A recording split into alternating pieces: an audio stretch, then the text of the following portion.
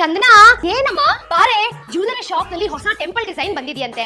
ನಿಮ್ಮ ಅಜ್ಜಿದು ಈ ಹಳೆ ನೆಕ್ಲೆಸ್ ಕೊಟ್ಬಿಟ್ಟು ಅದನ್ನಾದ್ರೂ ತಗೊಂಡ್ ಬರೋಣ. ಇದರಲ್ಲಿ ಹ್ಯಾಂಡ್ ಮಾರ್ಕ್ ಇಲ್ಲ, ಏನೂ ಇಲ್ಲ, ಯೂಸ್ ಅಂತೂ ಮೊದ್ಲೇ ಇಲ್ಲ. ನೋಡು ಈ ನೆಕ್ಲೆಸ್ ಹೇಗಿದೆ ಅಂತ ಹೊಡಿಲಿ. ಅಮ್ಮ, ಎಷ್ಟು ಚೆನ್ನಾಗಿದೆ ಡಿಸೈನು, ನೋಡಿಲಿ ಎಷ್ಟು ಗಟ್ಟಿ, ಒಳ್ಳೆ ಕ್ವಾಲಿಟಿ ಗೋಲ್ಡ್ ಅಮ್ಮ. ಅಯ್ಯೋ, ಹಾಲ್ ಮಾರ್ಕ್ ಇಲ್ಲ ಅಂತಂದ್ರೆ ಎಷ್ಟು ಕ್ವಾಲಿಟಿ ಚಿನ್ನ ಆದ್ರೆ ಏನೇ, ಇದನ್ನ ವಾಪಸ್ ಕೊಡ್ತೀನಿ ಅಂತಂದ್ರೆ ಕಡಿಮೆ ರೇಟ್ಗೆನೇ ತಗೊಳ್ಳೋದು. ಅದ್ ಯಾಕಮ್ಮ ತಲೆ ಕೆಡ್ಸ್ಕೊಳ್ತೀಯಾ? BIS bureau of Indian standards recognise centres ಗಳಿಗೆ ಹೋಗಿ ಈ ಒಡವೆಗಳನ್ನ ಚೆಕ್ ಮಾಡಿಸಿದ್ವಿ ಅಂತಂದ್ರೆ ಇದನ್ನೆಲ್ಲಾನು ಕೂಡ ಕ್ರಾಸ್ ಚೆಕ್ ಮಾಡಿ ಅವ್ರು ನಮ್ಗೆ ಹಾಲ್ ಮಾರ್ಕ್ ಸರ್ಟಿಫಿಕೇಟ್ ಅನ್ನ ಕೊಡ್ತಾರೆ. ಅದು ಅಲ್ಲದೆ ಒಂದು ಒಡವೆಗೆ 45 ರೂಪಾಯಿಂದ 50 ರೂಪಾಯಿ ಚಾರ್ಜ್ ಮಾಡ್ತಾರೆ ಅಷ್ಟೇ. ಹೌದೇನೆ ಚಂದನಾ?